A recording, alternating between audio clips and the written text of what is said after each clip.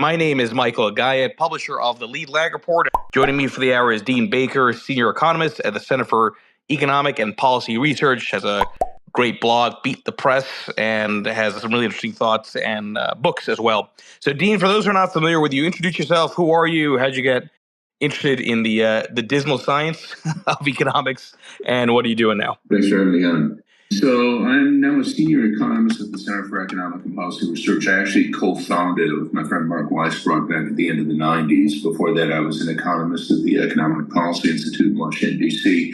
I've been doing economics for more than 3 decades. And I guess the story, how I got interested back when I was an undergrad, I just came to think that economics was important in terms of setting policy. It was important to understand it.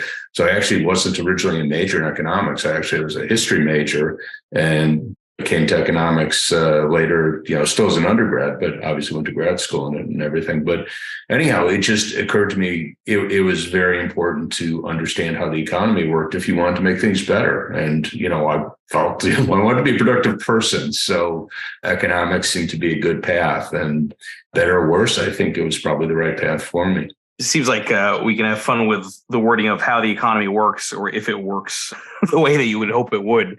Yeah. What are some of the things that, as you studied in school and went through your own career progression, that you found people got wrong about the study of the economy? Well, there were a lot of things. I mean, better or worse, I've been around a long time, and I've seen a lot of, to my view, serious policy mistakes or misunderstandings that, certainly the public, but also economists. I mean, picking on one in the public that I harp on endlessly and Beat the Press. I've been lagging on this. People send me emails saying you haven't been on the ball, which I'll confess I've been blogging much less in the last half year or so. But one of the things I hit on endlessly is that people have very little idea of where the budget goes. So people might think half the budget's going to things like food stamps and TANF, other sort of social welfare programs. So in fact, it's a tiny, tiny share. And I beat up on the press on that because they never put it as a share of the budget. So if you put down the food stamp budget, I should know what it is, but somewhere around 80 or 90 billion, which is a hell of a lot of money. I won't see that. I guess Elon Musk does, but not many others. But realistically, that's a tiny share of the budget. It's about 2% of the budget. So we could say, oh, we really don't like food stamps, but that's not where tax dollars are going to. And that's something, again, this is my speculation because I've seen polling on it. People are tremendously confused about what takes up the bulk of the budget. People think it's going to things like food stamps, foreign aid, just not true. And, again, I get upset with the media because it takes all of 2 seconds for them just to say, instead of or in addition to 80 billion, I don't care, but convey information, say that it's, 1.8% of the budget or whatever the exact figure is. It's a simple enough thing to do. And they literally never do it. So that's something the public often gets confused. But in terms of policy, I mean, I've seen this again, being around a long time. We have this idea that if the unemployment rate gets too low, when I'm saying we, the economics profession, that inflation will start to accelerate and we'll eventually have a point where if we don't do something about it and the unemployment rate's still too low, we're going to have a German-style hyperinflation. You go to the store with a wheelbarrow of money and get a loaf of bread. And the reality is that story is really hugely overplayed. So I'm not saying inflation is never a problem. It's been a problem in the last year and a half. But the idea that if just because the unemployment rate gets low, we're going to have inflation getting out of control, that's just not right. And we've often seen the Federal Reserve Board, to my view, unnecessarily cause unemployment because they've had this view. So in the 90s, they raised interest rates, I think unnecessarily. I'm thinking the mid 90s, not the late 90s, slowed the economy, raised the unemployment rate. More recently, I won't go into the current one because I think that's more contentious, arguable. But in the middle of the last decade, when Janet Yellen was Fed chair, she raised interest rates when there was no clear reason to. There was no inflation. Jerome Powell, when he came in, continued the path of interest rate hikes she'd started. So I think that was a major misconception that led to very bad policy. And I'll just mention one other because it's obviously in the news. The issue of debt, that debt's a problem. And I'm not going to say nowhere, never is too much government debt a problem, but I think realistically in the U.S. case, It's not a problem. And you hear people saying, and again, it's a big number story, 31 trillion, again, an incredibly large number, no doubt about it. But we have a really big economy. And the reality is it's just not a big problem. It's not, I would say it's not even a problem at all. So I think it's a common misconception that people think we're facing some crisis because we have this huge debt. And the reality is we'd be much worse off if we didn't have this huge debt, because the debt was run up for the most part. I'm not going to justify every penny of government spending, but for the most part, for good purposes. So I share the frustration and the cynicism around the media. I think part of this is that you and I both know that it sounds for a better headline when you say billions as opposed to percentages, right? I mean, that's what gravitate towards. So there's a communication aspect to it, and I would wrestle with this. I don't know if it's the fault of the media or the individual listening to not then think a little bit deeper. It's like, is that actually a big number or not? If people gravitate towards the $1 billion wording as opposed to the percentage, then as a media entity that's trying to make money, you're going to communicate that way. Yeah, well, I understand that. And, I know I've gotten to know many, many economics reporters over the years. And the question is, obviously, they're writing for, whether it's the Times or the Post, whoever it is, they're writing for an editor and they have to satisfy the editor. But very few have told me that I put in that was 1.8% of the budget and they took it out.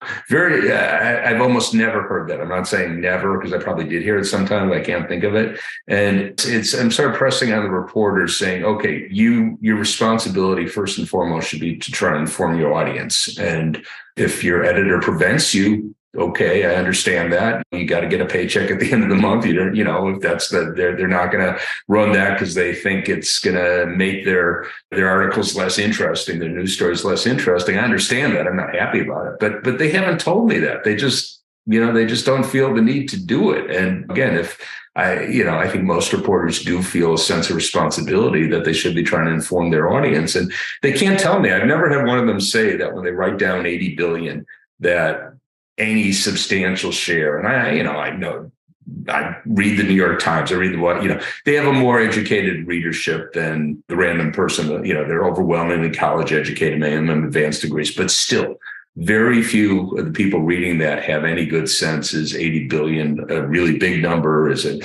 And half the time they don't even say, is it over 1 year? Is it? I don't know how many times I've seen a number where I have to look it up, because they write down transportation bills. Those tend to be 5 years, 6 years, 8 years. So you see a number, 300 billion. Well, was that 1 year? That's a pretty good chunk of money in 1 year. And then you see, no, it was actually 6 years, but that's not even in the article.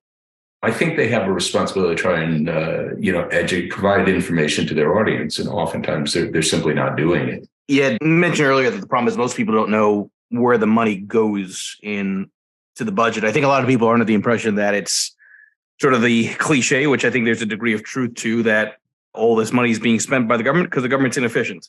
It sounds to me like you may think that's not obviously the full story, that there's a degree of obfuscation purposely because those that are in power are able to shift funds in certain ways that enrich them and their friends more. I think there's an interest in obscuring where the money's going and cultivating this idea that the government's inefficient. I mean, one of the areas I've done a lot of work, Social Security. I think it's a fantastic program. It's, serves tens of millions of people.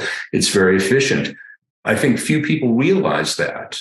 So when I'm saying efficient, I just mean the percent of administrative costs, how much is going to the bureaucrats running the program. And I'm sorry, no many bureaucrats are good people, they're hardworking, but whatever. It just as a practical matter, we don't want a lot of people shuffling paper. We want, people should get their Social Security checks, some should get them on time. If there's a problem, they should, whatever. Their administrative costs are actually very, very low. Very few people realize that. And I remember the Washington Post, probably about 7 or 8 years ago, they ran a big front page piece, big headline, Social Security paid, and I'm forgetting the exact number, but let's say it was like $500 million to dead people. And you go, oh, wow, they're paying money to dead people. And then you read the piece and you go, well, this was actually, I think it was over 5 years. And this was a period where they paid out somewhere around $4 trillion. And it turned out they actually got half of the money back. And it came to, I forget, it was like 1/6,000th of 1% of what they paid out. And you go, look, we'd like it to be zero. Social Security is supposed to pay checks to people in their retirement, not after they're dead. But, it's a huge system, tens of millions of people. This is over a 4 or 5 year period. Yeah, some checks will go out incorrectly. And that probably the biggest part of that story. Some people are trying to rip off the government, but the biggest part of the story is someone's, parent or husband, wife dies. They probably don't think the first thing they have to do is call the Social Security office and say, oh, stop sending the check. So it actually is an extremely efficient program, but they ran this big story as though, oh my God, look at these bungling bureaucrats. They're sending out huge amounts of money to dead people. And the reality, when you looked at it for a minute, was no, they're actually showing it's pretty damn efficient. You had said a little bit earlier that, people talk about debt and refer to it as a problem. I always go back to it's more nuanced than just saying high debt is a problem, right? I mean, debt is deflationary when you can't issue more of it. And that's where it becomes a problem. So as long as you keep on issuing debt, you can argue that kind of, writes itself over time. What are some of the misconceptions that you think people have around government debt and whether or not this can persist? Because that's always the boogeyman, right? That at some point, all this debt has to be paid off and the economy is going to come to a complete halt. Yeah. So the idea that this has to be paid off. So I've heard, I don't know how many people say, oh, we're leaving this to our kids.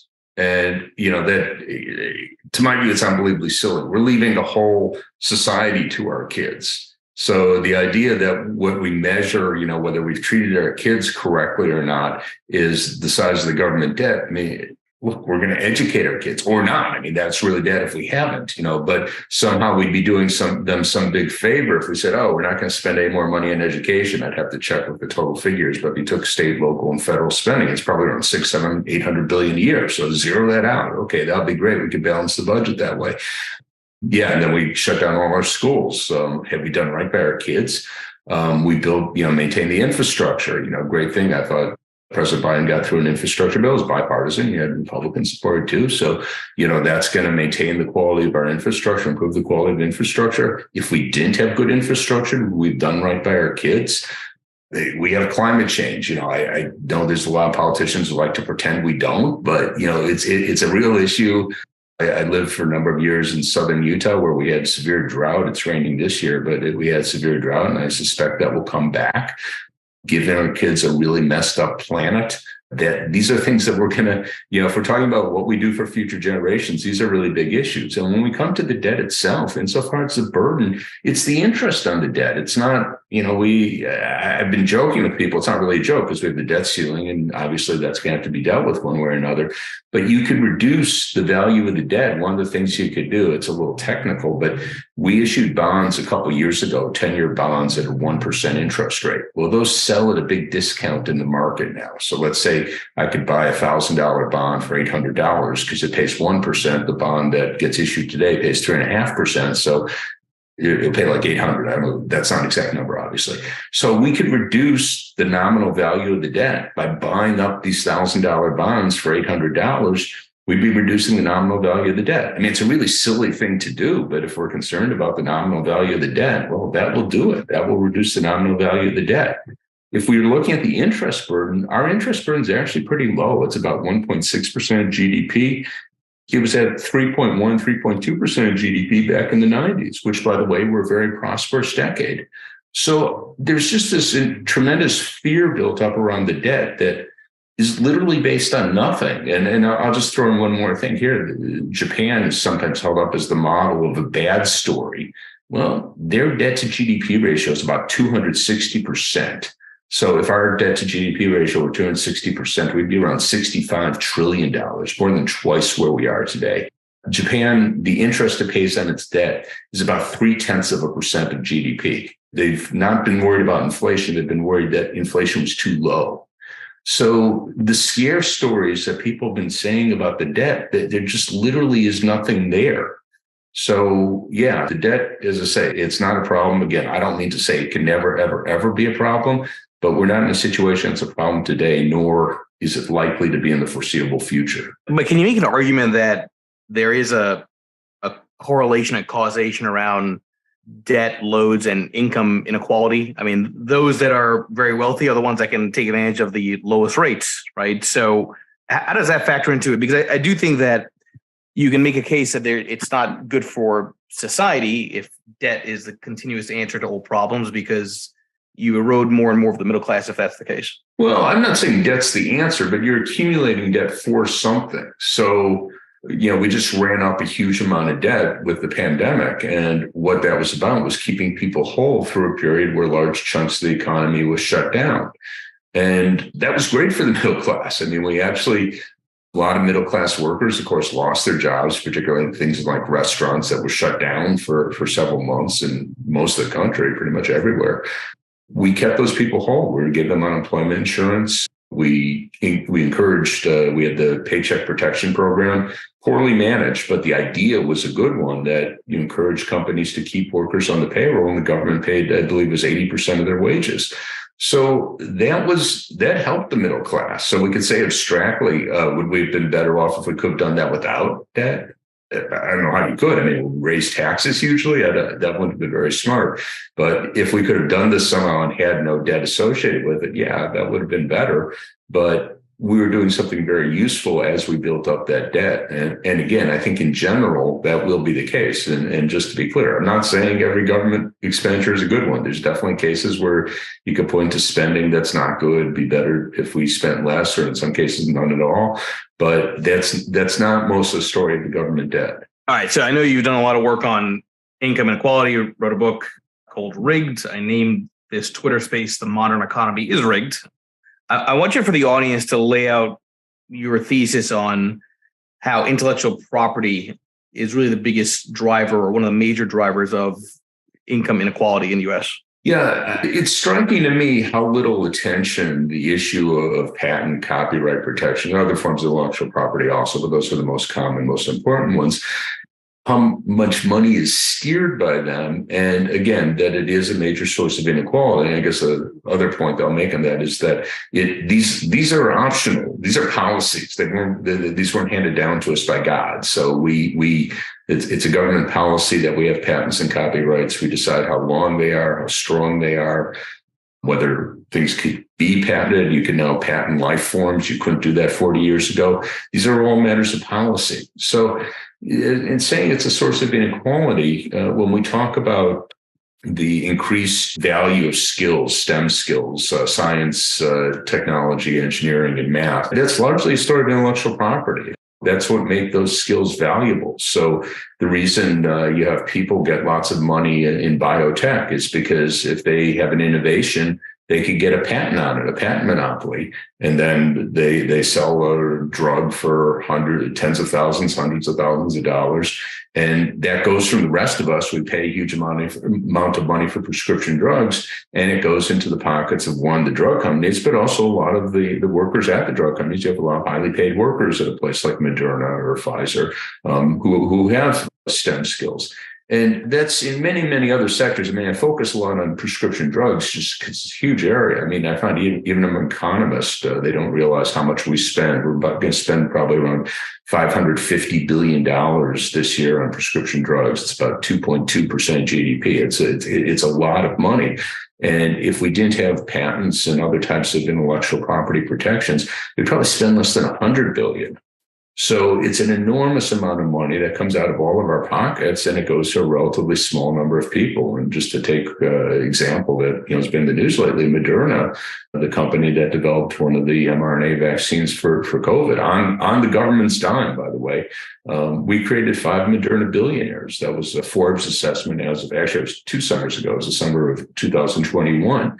So this is a major source of inequality, that you have some people who are getting very, very rich because we have patents, copyrights, and other types of protection. Bill Gates used to be can still be my poster child. He's not the richest person in the world anymore, but he's still plenty rich. If the government didn't threaten to arrest people who made copies of Microsoft software without his permission, he'd probably still be working for a living. So you can find, again, there's any number of examples of people who got their wealth through intellectual property. And, the key point I'm making, I'm sure everyone listening is going, well, who would innovate? Who would do research on drugs? Who would, develop new software? Well, there are other ways to pay people. And in fact, Moderna is a great example. We did pay them. We paid them, and then We gave them the rights in the vaccine. So it's kind of incredible to my view. You paid them twice in effect.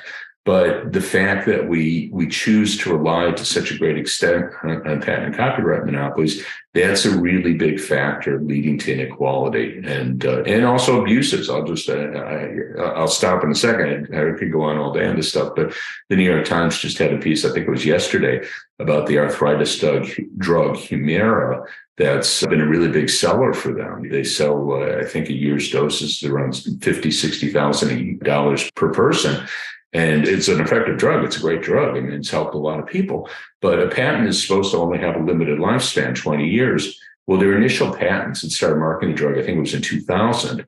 So they would have expired in 2016. They had the patents were a few years before they began marketing it.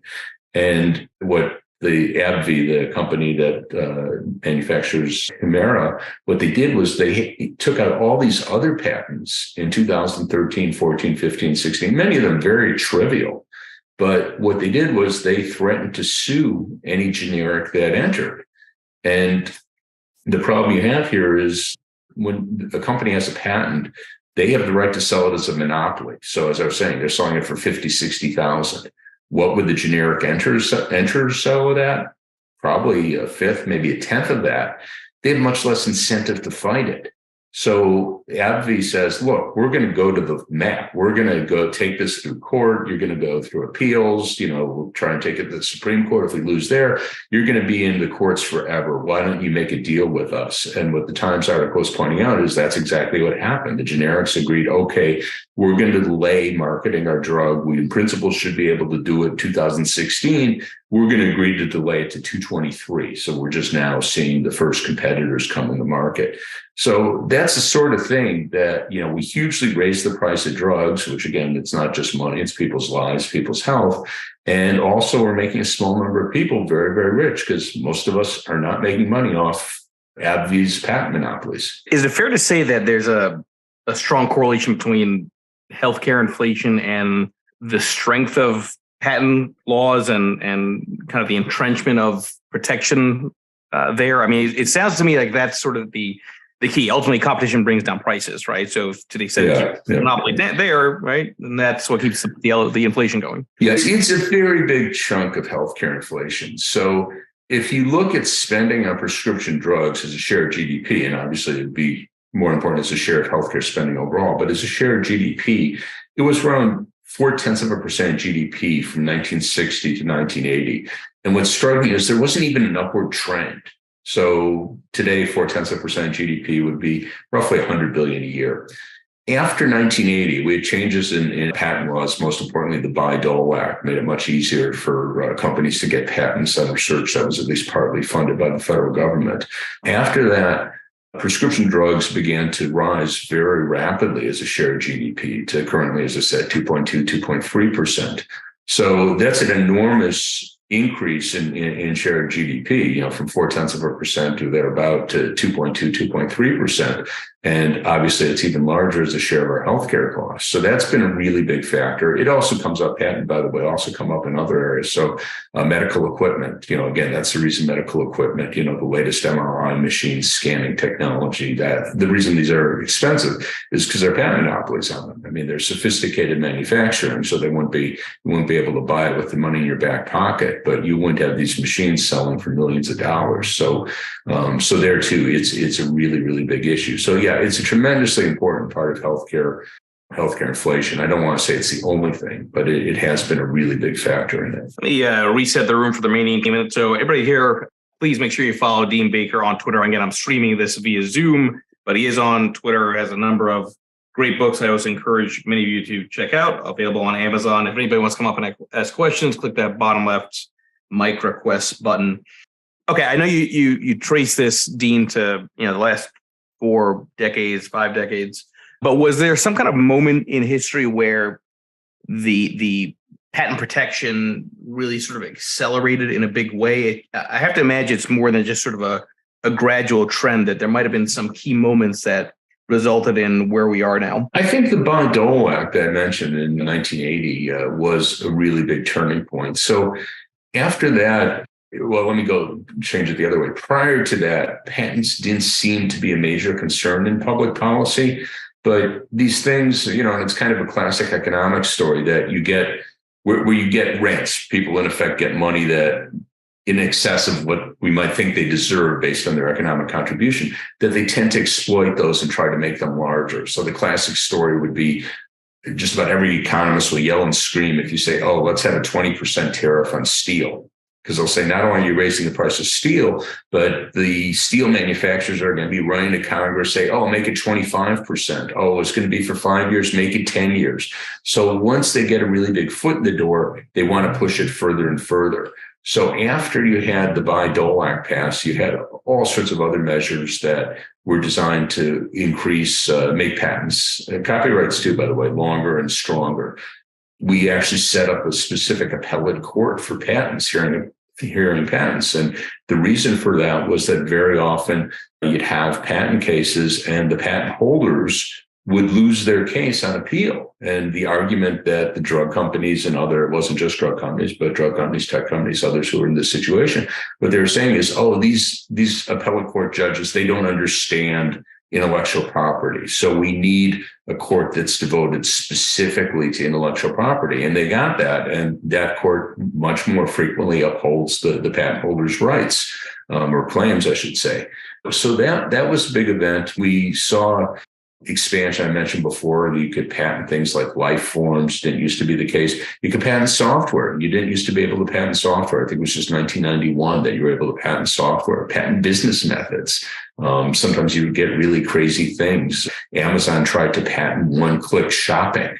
It's, part of what something's supposed to be patentable, it's not obvious. Well, once we have computer technology, one-click shopping is pretty obvious. So they lost that, so I should point that out. But they did file a patent for it, and I don't know how much they were able to discourage competition for how long. Again, it went to court and they eventually lost it. But this just shows the effort to try and make patent and copyright monopolies longer and stronger. How does that dynamic, as it relates to the U.S., factor into income inequality and wealth gaps in other countries? In particular, China, right? Obviously, there's a lot of copying of intellectual property when it comes to China. But I'm curious, how does that relate to sort of a global phenomenon of widening income inequality? Yeah, it's a really good question. We've tried to push to make U.S.-style patent rules apply more generally. And that's been a really big part of pretty much every trade agreement in the last 3 decades. So it was in NAFTA. It was very big in the WTO. We have the TRIPS Accords, trade-related aspects of intellectual property. It might not be aspects. Anyhow, that basically apply U.S.-type patent law to every country in the WTO, which is almost every country in the world. So we were trying to have that apply everywhere. Now, that was mostly to protect U.S. industry. The story, and I can't vouch for it, but the story that I've seen repeated is that basically Pfizer wrote the TRIPS Accords and they brought them to the Clinton administration. They said, fine, we'll go push for it. And, the U.S. is the big actor here. So the U.S. says, okay, this is going to be part of this is the Uruguay round of the WTO. That was 1995, I think, or 94. And this is going to be the deal. And they were able to get it through. So that was about protecting their intellectual property. I'm sure they understood that would help people make claims for intellectual property themselves in other countries, but they're mostly trying to protect their own. Now, when we come to China, we've seen both stories. On the one hand, they have a lot of unauthorized software, music, movies. I can't claim to be up to date on these things, but it used to be the case that you could very freely get unauthorized copies of the latest movies for almost nothing there. Again, I can't say that's still the case. I'm inclined to think it is. I just can't speak from any sort of direct knowledge on that. At the same time, they're also looking to strengthen their own patent and copyright rules to protect their companies. So how they're going to go forward, I'm not really sure. This is an area I would love to see the United States go in the other direction. I realize this isn't about to happen, but rather than us trying to have longer, stronger patent copyright monopolies and China doing the same thing, I'd rather see us cooperate more where we can. And I'll just give a very specific example. We had the pandemic. It was a worldwide pandemic. we all would have benefited if we had shared our technology. I understand Moderna wouldn't have been happy, but if we had pooled our technology, China developed vaccines too. They probably were not as effective as our mRNA vaccines, but it looks like they were actually pretty effective. So if we had all pooled our technology and let anyone anywhere in the world make vaccines who had the manufacturing capacity, we all would have benefited. We could have vaccinated the world much more quickly and presumably stopped the spread and maybe prevented some of the new variants from ever developing. But, we didn't go that route. But, going forward, I would love to see, healthcare technology. It'd be fantastic if we could pull it and just have it be open source. Same with climate technology. We want everyone in the world to have access to clean energy, to energy storage batteries at the lowest possible price. So that means not having patents and other protections. Again, unfortunately, I don't think we're going that route. I think we're going the opposite path, but I think we'd benefit enormously from doing that. Doesn't all this idea they really just relate mostly to antitrust and laws and execution around that? I mean, the way you resolve natural monopolies is by definition with competition. I understand obviously the idea that patents are designed to try to prevent that. But it seems to me that the root cause of this is ultimately just sort of a lack of government actions around just breaking up companies in general. I see those to some extent different issues. I agree. We've done a horrible job on antitrust going back, to the 80s. I think the Reagan era was really when you had to change. And to be fair, it was bipartisan. I mean, Clinton had pretty much the same policy as his predecessor Bush, his follower Bush. So I think it was pretty much bipartisan. I think we are seeing a change with that with the Biden administration. But I see that as a different story from intellectual property because it's, again, the whole point of a patent monopoly is for it to be a monopoly.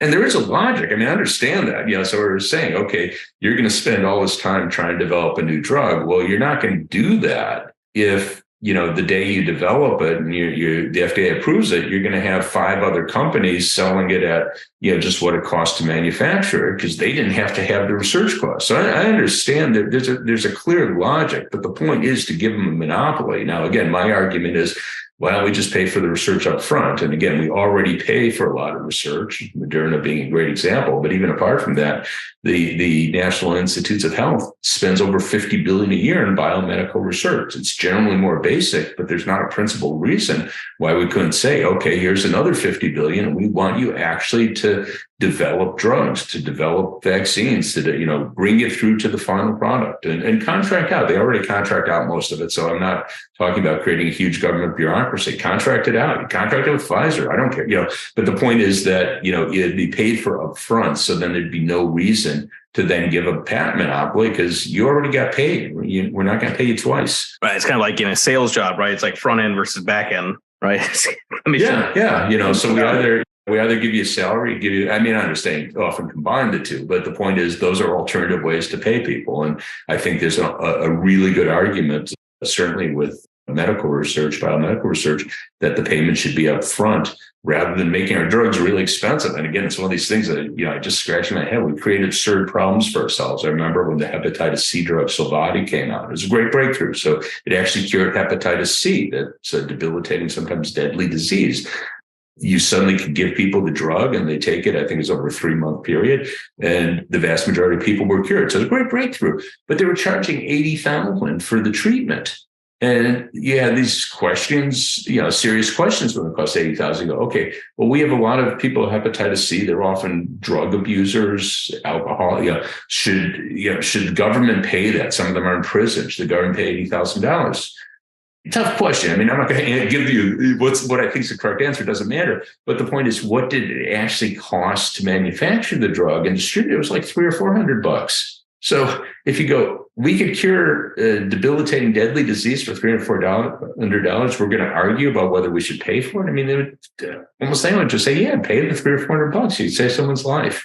So it creates, to my view, unnecessary problems that they just wouldn't be there if we didn't have the patent monopoly. And in your work, is there does it lean more towards the strengthening of the patents occurs under Republican administrations, Democrat administrations, or is it irrespective of who's in charge? It had largely been bipartisan. It's been striking that the Biden administration is challenging the pharmaceutical industry lowering some prices of, for example, diabetes, insulin.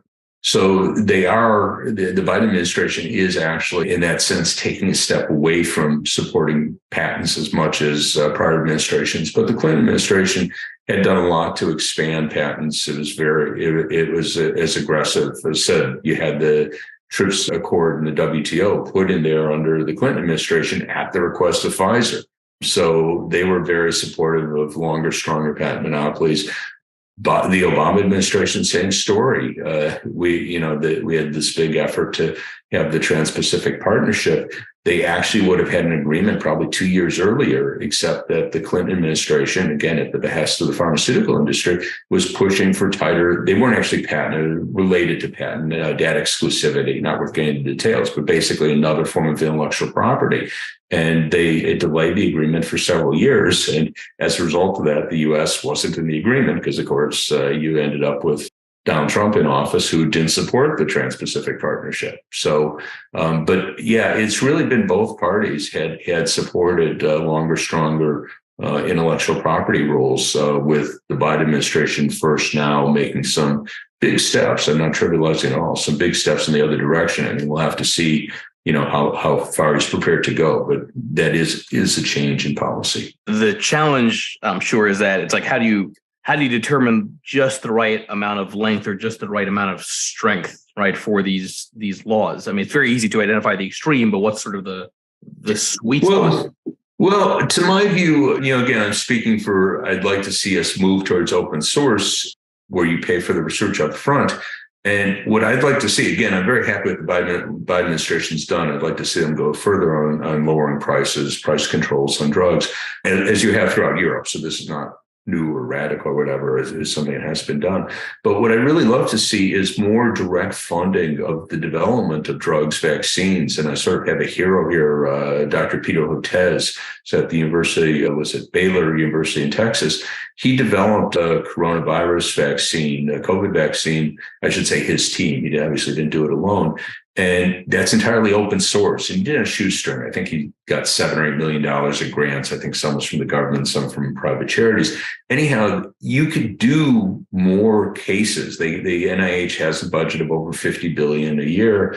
If they could put some of that into trying to actually develop drugs and having them be in the public domain. So as mentioned before, the arthritis drug Humira, selling for 50, 60,000. Imagine that NIH could fund the development of another arthritis drug, comes on the market and sells for $300. It would drive home the point. So I think what I'd like to see again is get a foot in the door, find places where you could fund the research up front and have it all be open source. And then as soon as it's ready to be approved by the FDA, you could have generics producing it and selling it cheaply. So that's what I would love to see being the focus. I know they're not going there, but that's what I would like to see be the focus. How does any of this connect to some of these trends we've seen when it comes to the differential between CEO pay and investors and workers?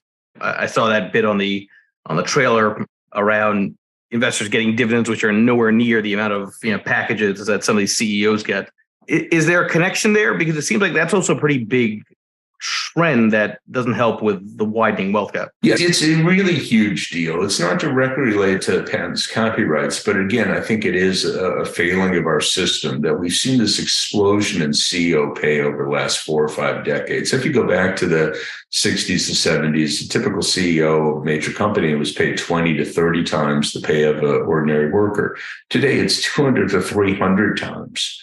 And what I've argued, and I think there's good research, not just mine by any means, that supports this, is that basically CEO pay bears very little relationship to their contribution to the firm. And this isn't a moral issue. I'm not saying are they good people, are they doing good things, bad things. It's simply, just how economists are taught to think about people's pay. So an auto worker, if they get paid $30 an hour, well, that's supposed to be because that's how much they produce for the company. And if they produce more, in principle, company would pay them more. If they produce less, well, the company would say you have to take a pay cut or we'll fire you, whatever. Again, not to say those work perfectly, but that's the story. With the CEO, there's no one pushing downward. So ostensibly, you have boards of directors that are supposed to work for shareholders. And what they're supposed to be saying, they're the ones who determine the CEO pay. Well, we're paying the CEO 20, 30 million, and that's common now in Fortune 500 companies. Sometimes they get a lot more, but whatever, 20 or 30 million. Could we pay this person half as much or 20% less? You don't have to go that far, whatever. Or could we get someone else who'd be just as good and pay them less? They don't ask that question. And that's because basically they're friends of the CEO. And there was a great study. Someone just did a survey of directors at major companies. This is some researchers at the University of Texas about 2 years ago. And they asked them, how do you see your job? And only about 20%, that was not an exact figure, but only about 20% said that they thought containing CEO pay, reining in pay of top management was part of their job. Most of them thought their main job was serving management. So there's no one checking CEO pay. So what happens is you get, going back 40 years, are paid $2 million, the equivalent $2 million today. They go 3-4 million. And the way the CEO pay is determined is that you have the boards are looking at the CEOs of comparable companies. So the CEOs, the board at GM looks at what are they paying the CEO at Ford? Oh, that CEO is getting paid 10 million. Well, our CEO is at least as good. They should get 12 million. And then when Ford comes around, they go, oh, well, ours should get 14 million. It's just an upward escalator. There's no check on CEO pay.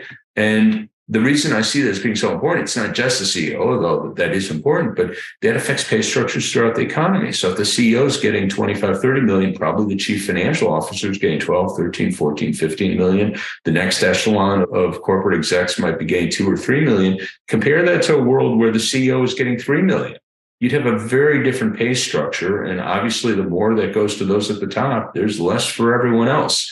So I think that's a really big deal. And, again, I think it's an area that's underappreciated both among economists and in policy circles more generally. Yeah, it's as you're saying, I wonder if that's sort of a one of the unintended consequences of just a world of passive investing and short-term trading, right? I mean, you don't have activism, you don't have investors basically saying, no, this isn't right. You need to allocate more towards dividends as opposed to CEO pay.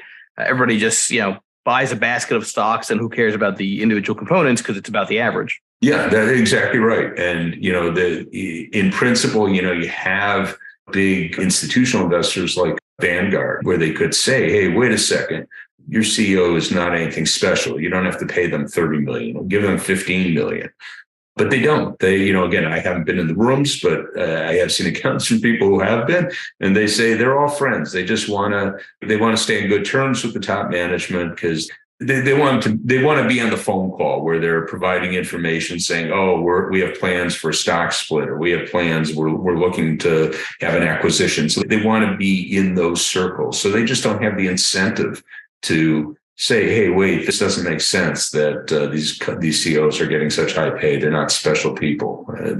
So no one's doing that. Yeah, I just wonder how you can even attempt to reverse that. I mean, I often rant on these conversations around shorter and shorter attention spans, and I think that also becomes hard to get people to focus on. But one of the things that I've proposed, and I don't know that this is the magic bullet, but in the Dodd-Frank Financial Reform Act that was passed in 2010, there's a provision for say-on pay where every 3 years companies have to send out the CEO pay package to shareholders for just straight up or down. Do you approve it? Now, there's no direct consequence. It's an embarrassment if they say no, but that's rare. 98% or thereabout vote yes. But what I proposed is that if they vote no, that the directors lose their pay. So directors at a major company will typically get $300,000, $400,000 a year for their work, which is very part-time work. So this is pretty good pay. So if you said, okay, if the shareholders decide that you messed up, you paid this person so much that we're voting no, because again, it's very rare. Then you lose your pay. I think if that just happened in a few cases, I think that could be a real change in directors' attitudes. Now, I don't know that would be enough, but I think it would at least be a wake-up call that, yeah, it is your job to make sure the CEO is not overpaid, and you better take that seriously. Maybe for the last few minutes here, and again, this will be a podcast, as is the case with all these daily spaces that I run. I know you want to touch briefly on demographic concerns when it comes to the U.S. and China. You often hear that that term that demographics is destiny is I think a legitimate argument, but correct me if I'm wrong, that we are headed towards a broader disinflationary, deflationary bust. Never mind the debt. It's all about the average age of a society. Do you think some of those concerns are unfounded? What's your take on the demographic side of where we are from a developed economy standpoint? Well, I've been kind of amazed because I've been in these debates for 3 decades. And back in the 90s, the central concern, you had all the deficit hawks, many of them are still there today. But I remember Peter Peterson, the hedge fund billionaire, he was one of the most vocal people. He's saying, oh my God, we're going to have this huge baby boom cohorts retire and we won't be able to pay for them. And that was an argument that we won't have enough resources. So the argument is we don't have enough supply.